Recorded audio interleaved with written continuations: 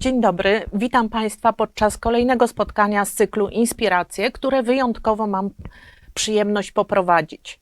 Dziś gościem w studio Centrum Edukacji jest dr Magdalena Grzech z Katedry Matematyki Stosowanej, uzdolniona matematyczka, ponadprzeciętnie zaangażowana dydaktyczka i bardzo aktywna popularyzatorka matematyki. A prywatnie miłośniczka borzoi i storczyków oraz moja serdeczna przyjaciółka jeszcze z czasów studenckich, co tłumaczy moją obecność tutaj. Wielokrotnie miałam przyjemność z Magdą współpracować i zawsze była to bardzo inspirująca praca. Dr Grzech jest również autorką i współautorką wielu kursów e-learningowych, w tym otwartego kursu typu MOOC na platformie Nawojka, i autorką kursu Pomost, który jest przeznaczony dla studentów pierwszego roku i ma na celu uzupełnienie wiedzy na poziomie rozszerzonym ze szkoły średniej. W zeszłym roku Magda została laureatką nagrody 3. stopnia w klasyfikacji indywidualnej w konkursie Jego Magnificencji Rektora Politechniki Krakowskiej za utworzenie kursu pod tytułem Technologie informacyjne. Bardzo się cieszę, że Magda znalazła trochę czasu, żeby nas tutaj odwiedzić i opowiedzieć o swoim kursie.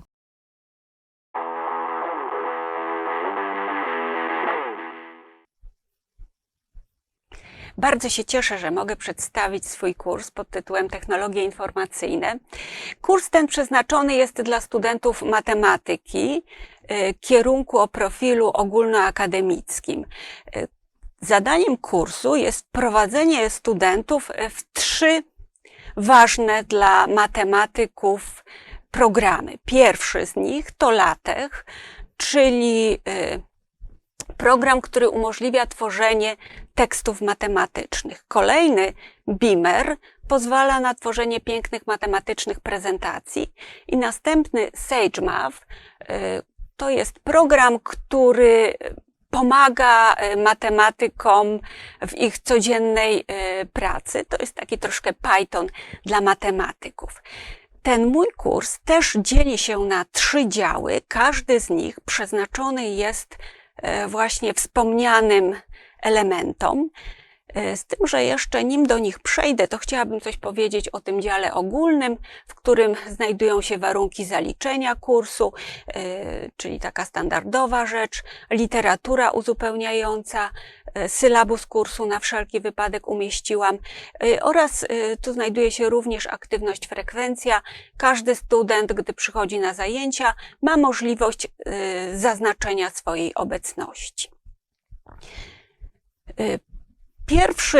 Właściwie każdy z tych działów rozpoczęłam od krótkiego filmu wprowadzającego. Chciałam przedstawić studentom, czym właściwie będą się zajmować przez najbliższych kilka tygodni. Z tym, że nie wymagałam, aby studenci ten film oglądnęli. To miało być tylko takie łagodne dla nich wprowadzenie. I w związku z tym, wstawiając ten film, nie używałam na przykład bardzo ciekawej aktywności H5P pod tytułem wideo interaktywne, natomiast wstawiłam po prostu zwykły film. Oprócz tego w każdym z działów znajduje się krótki słownik dla tego działu przeznaczony. Chciałam, aby studenci tworzyli te słowniki, ponieważ wiadomo, że gdy tworzymy słownik, tworzymy pewne pojęcia, to jakoś łatwiej pewne rzeczy jest nam zapamiętać. Oprócz tego w każdym z działów stworzyłam coś, co nazwałam fiszkami, a to ze względu na to, żeby studenci mogli zobaczyć bardzo szybko, jak taki tekst w pliku źródłowym, jak wygląda tekst w pliku źródłowym i co on potem tworzy w pliku wynikowym. Tu akurat mamy takie proste informacje o środowisku tworzącym listy. Więc oczywiście dobrze się bawiłam, korzystając właśnie z tych fiszek. To jest, proszę Państwa, jedna z aktywności H5P, które wszystkim polecam. Ja jestem ich wielką fanką. Ale teraz przejdźmy do tego, co tam konkretnie w kursie się działo. Otóż moje założenie było takie. Podczas ćwiczeń laboratoryjnych studenci powinni wykazać się dużą aktywnością, powinni ćwiczyć pewne rzeczy. Ale problem polega na tym, że studenci są w różnym stopniu przygotowani do tych zajęć, mają różne umiejętności i na różnym poziomie. W związku z tym, gdy wszyscy robimy jakieś ćwiczenie równocześnie, to zaczyna nam się to tak troszkę rozchodzić. To znaczy, jeden się spóźnia, inny się nudzi, bo już pewne rzeczy zrobił. W związku z tym najlepiej byłoby, żeby każdy ze studentów mógł właściwie pracować samodzielnie. W związku z tym wymyśliłam, że najprostszą aktywnością, która do tego posłuży, będzie lekcja. To, co ja tutaj nazwałam ćwiczeniem, to tak naprawdę jest Moodle'owa lekcja. Student podczas ćwiczeń przechodzi taką lekcję, ma otwarte na ekranie dwa okienka. Po pierwsze tę lekcję, a po drugie platformę, na której akurat pracujemy. W przypadku LaTeX i Beamera jest to platforma Overleaf, natomiast w przypadku Sage'a jest to platforma CoCalc.com. I teraz studenci, wykonując te ćwiczenia, nie są pozostawieni sami sobie. Oni dzielą ze mną swoje prace, ja też sobie siedzę przy swoim komputerku i sprawdzam, co każdy z tych moich studentów w czasie ćwiczeń robi. Jeżeli widzę, że potrzebuje pomocy, to tak dyskretnie dopisuję komentarze, kieruję w którym miejscu, w którym kierunku, w którą stronę powinni pójść i w ten sposób przechodzimy przez tę lekcję. Na koniec efektem każdej z takich lekcji jest plik. To są pliki z różnymi rozszerzeniami, w zależności od tego, czym akurat się zajmujemy, ale bez względu na to student ma obowiązek przejść przez lekcję, przygotować ten plik i na koniec przesłać ten plik albo jako odpowiedź na część lekcji, na zadanie typu essay, ewentualnie w przypadku Sage'a po prostu musi przesłać plik, czyli wykonać zadanie offline. I tak wygląda lekcja. Tak wyglądała lekcja pierwsza. Lekcja druga troszeczkę inaczej, mianowicie lekcję drugą otwierał test, który sprawdzał, co studenci zapamiętali z lekcji pierwszej. Wydaje mi się, że to jest dość ważna rzecz, ponieważ w tej kolejnej lekcji potrzebujemy tych materiałów, tych informacji, a poza tym studenci, wiedząc, że będą musieli wykonać pewien test, to chyba troszkę bardziej uważnie czytają polecenia lekcji i troszeczkę bardziej się w to angażują. I w ten sposób prowadzę te codzienne, nazwijmy to, zajęcia. Natomiast studenci muszą przygotować również takie samodzielne projekty. Do każdego działu jest jeden projekt. Studenci dostają dokładne wytyczne, jak powinien taki projekt wyglądać. Dostają termin wykonania projektu i oczywiście ten projekt też przesyłają. I teraz jeszcze jedna rzecz, mianowicie wstawiłam również sporo materiałów pomocniczych, bo wiadomo, w lekcjach jest wszystko, co jest potrzebne, ale czasem ciężko jest wchodzić w te lekcje i szukać, gdzie są te rzeczy, które nas najbardziej interesują. Dlatego całość materiału podzieliłam na takie krótkie fragmenty i połączone tematycznie, tak żeby studenci, szukając jakichś informacji, od razu wiedzieli, gdzie się kierować. I takie informacje są dołączone takie pliki z informacjami są dołączone do każdego z tych większych modułów. Tutaj można zobaczyć, że najbardziej rozbudowany jest SageMath, może z tego względu, że akurat tutaj rzeczywiście potrzeba największego wsparcia. I to jest chyba wszystko, co chciałabym powiedzieć na temat mojego kursu. Bardzo dziękuję.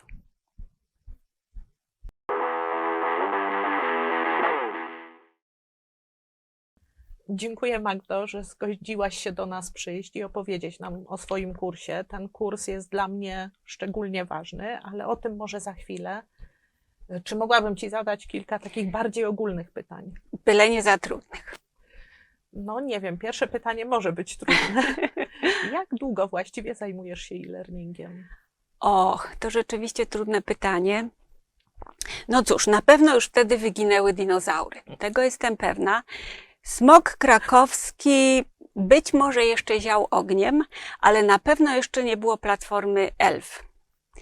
To były czasy, kiedy na Politechnice używaliśmy Blackboarda. Ten Blackboard był niestety obsługiwany przez inną instytucję, nie przez nas, co bardzo utrudniało i tworzenie kursów i w ogóle różne takie techniczne problemy. No ale jak już się wreszcie pojawił ELF, wszyscy odetchnęli z ulgą i oczywiście co po niektórzy z nich rzucili się na Moodle'a, żeby się nauczyć możliwie jak najwięcej. W tym czasie niestety nie było jeszcze tak wielu kursów, które teraz są oferowane choćby przez internet. W związku z tym, jak tylko gdzieś w Krakowie pojawił się jakiś ciekawy kurs, no to oczywiście na ten kurs starałam się zapisać. I to były te moje pierwsze takie szlify moodlowskie. Ale już bardzo szybko zauważyłam, że posiadanie takiego kursu e-learningowego, nawet bardzo ubogiego, ułatwia pracę i moją, i studentów. Możemy się po pierwsze łatwiej porozumiewać, pewne materiały możemy sobie szybko przesyłać, no i oprócz tego możemy też komunikować się przy użyciu platformy. Ta platforma ELF długo działała, pod koniec to tak różnie bywało, ale w pewnym momencie pojawiła się Delta i tutaj uwaga, lokowanie produktu, Vivat Delta, Vivat CET. Tak, ale ja naprawdę jestem bardzo zadowolona z Delty i mam nadzieję, że Delta też będzie zadowolona ze mnie. Dziękuję Ci bardzo. Też pamiętam Blackboarda, więc doskonale rozumiem teraz ten przeskok, który się dokonał. Jak prezentowałaś kurs, użyłaś takiego sformułowania, że się dobrze przy tym bawiłaś, czyli lubisz e-learning. Tak, ja bardzo lubię e-learning. Tworzenie kursów to jest coś, co rzeczywiście bardzo mi się podoba. Potem to już różnie bywa. Jeżeli widzę, że ten kurs rzeczywiście trafia do studentów, to jestem bardzo szczęśliwa i jakoś to mi dodaje energii. Natomiast jeżeli widzę, że coś jest nie tak, to na początku oczywiście jestem troszkę rozczarowana, ale potem momentalnie zaczynam myśleć, a co by tu było, co by tu zrobić, żeby to jednak poprawić, żeby trafić w gust użytkownika. Tu zauważyłam, że ten gust się zmienia. To jednak studenci się zmieniają i trzeba troszeczkę inaczej te kursy robić teraz niż powiedzmy 10 lat temu. No tak, słynne pokolenie Z, prawda? No, tak mówią. Tak. Nie wiem, czy to rzeczywiście jest prawdą, czy to aż tak. Niemniej jednak jakaś różnica jest. O takich osobach jak Ty, czyli z bardzo dużym doświadczeniem w tworzeniu e-kursów, mówiono, że pandemia jakby nie miała dla nich takiego stresującego wpływu na ich pracę, bo łatwo przeszli na tryb zdalny nauczania, wszystko mieli właściwie przygotowane. Zgadzasz się z tym stwierdzeniem? Nie, absolutnie się z tym nie zgadzam, bo jednak uczenie pod tablicą, uczenie w takim bezpośrednim kontakcie to jest coś zupełnie innego. Poza tym kurs e-learningowy jest powiedzmy takim biernym kontaktem ze studentami. Natomiast to, czego mi bardzo brakowało, to takiego autentycznego kontaktu ze studentami. Wtedy równocześnie z pandemią pojawiły się wprawdzie Teamsy, to dla mnie też była wielka nowość. Niemniej jednak wykład prowadzony na Teamsach to coś zupełnie innego niż wykład prowadzony na żywo. Więc nie, ja też absolutnie nie byłam przygotowana do takiej pandemicznej rzeczywistości i pandemicznej działalności.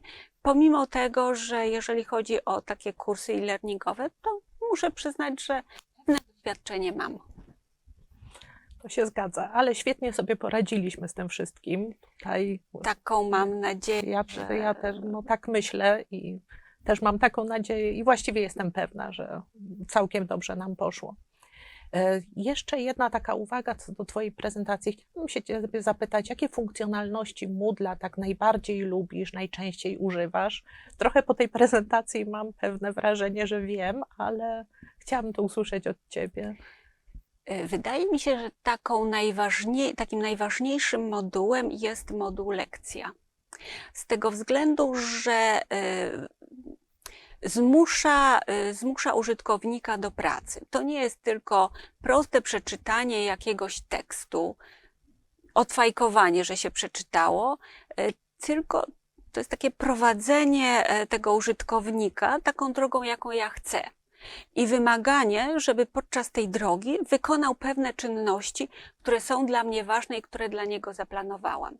W związku z tym lekcja wydaje mi się taką naprawdę takim istotnym modułem, istotną aktywnością. Natomiast jest pewna aktywność, o której już mówiłam, którą naprawdę szalenie lubię, i to jest interaktywne wideo. To też jest wspaniała rzecz, ponieważ mogę równocześnie połączyć filmik ze sprawdzeniem, jak uważnie ten filmik jest oglądany. Bo nie wiem, czy wiesz, jak ta aktywność wygląda. Otóż najpierw powstaje jakiś film, czy jakaś prezentacja i ten film użytkownik przewija, a w pewnym momencie stopklatka i pojawiają się pytania. I w zależności od tego, czy użytkownik odpowie dobrze, czy źle, czy trochę dobrze, czy trochę źle, to albo jest cofany, albo może oglądać dalej, albo może przeskoczyć pewien fragment. W każdym razie, jeżeli użytkownik przejdzie przez ten film, to ja jestem pewna, że on posiadł tę wiedzę, którą dla niego zaplanowałam. Ponieważ oczywiście można też użyć prostszej formy, to znaczy wstawić filmik na YouTubie, dać odpowiedni link i sprawdzać, czy użytkownik ten filmik oglądnął, czy nie. No ale nawet jeżeli będę wiedziała, że oglądnął, to będę miała pewność taką. On po prostu to puścił, może wyszedł zrobić sobie herbatę, albo ja wiem, może na innym ekranie oglądał coś innego, pojęcia nie mam.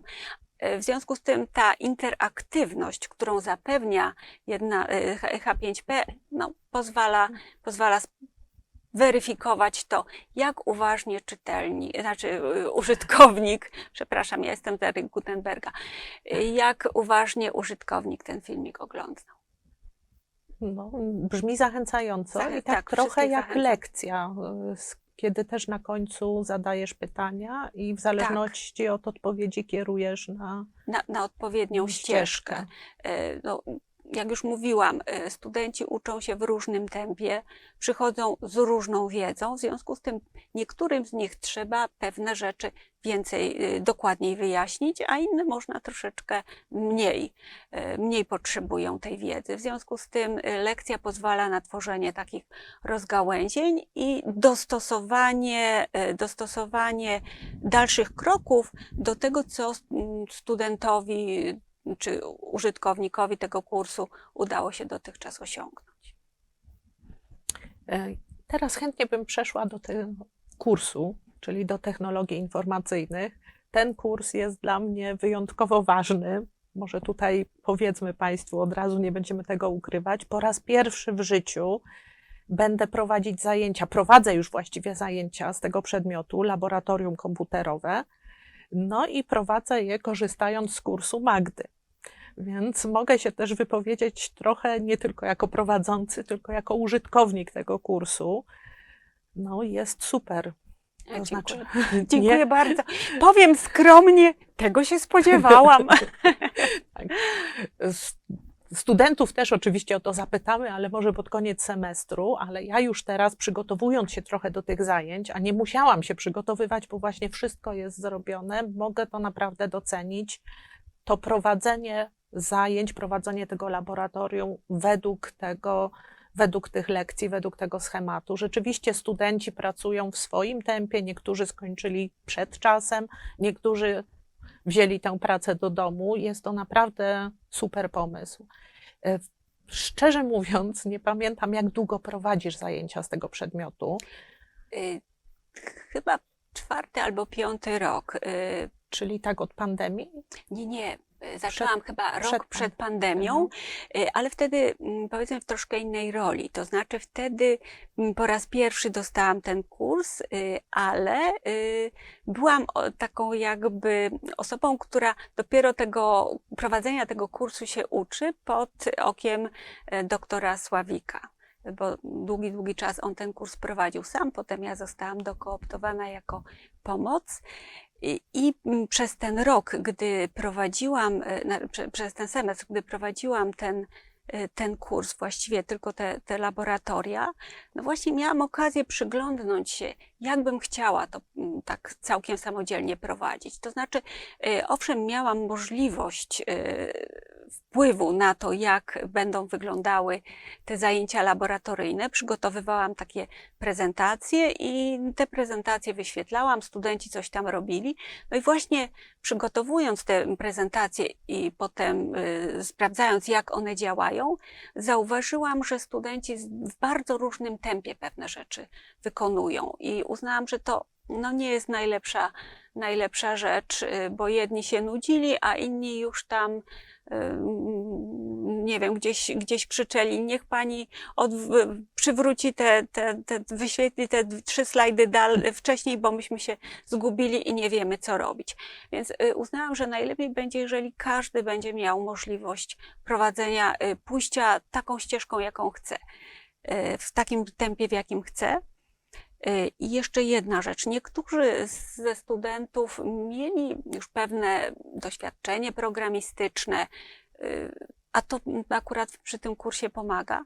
W związku z tym pewne rzeczy przychodziły im w taki sposób naturalny. To już mieli we krwi. Natomiast inni jeszcze musieli sobie tę umiejętność wypracować. Więc tym pierwszym wystarczyło rzucić jakieś hasło i oni od razu łapali, wiedzieli, o co chodzi. Natomiast ci drudzy potrzebowali więcej wyjaśnień. Więc uznałam, że najlepiej będzie pewnie użyć lekcji, żeby prowadzić takie rozgałęzienia, żeby jedni mogli jeszcze doczytać pewne informacje, a pozostali przejść dalej, no bo po co uczyć się tego, co się już wie. No myślę, że ci się to udało, chociaż rzeczywiście tak uważam lekcję za dość trudną aktywność, szczególnie jeżeli ktoś postanawia ją za bardzo rozgałęzić, wtedy nawet prowadzący przestaje mieć kontrolę nad tym, jak ta lekcja przebiega. Więc warto tutaj zacząć zawsze od jakiejś, tak jak mówiłaś, prostszej wersji, prawda? I potem takiej linearnej, bez linearnej rozgałęzień. lekcji. Wspomniałaś o tej aktywności H5P, która dla ciebie jest też tak bardzo ważna i o filmikach interaktywnych, ale w kursie widziałam też fiszki, które też są typem aktywności H5P. Aktywności H5P, tak. To jest...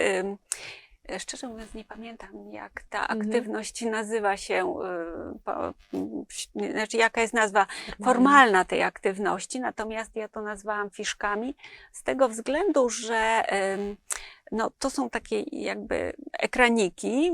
Możemy sobie wyobrazić, że one się odwracają. Po jednej stronie można na przykład napisać, nie wiem, jakąś zagadkę, a jej rozwiązanie znajduje się po stronie drugiej. I bardzo mi się podobało to, że tutaj można sobie to tak przekładać, tak jakby rzeczywiście jakąś fiszkę.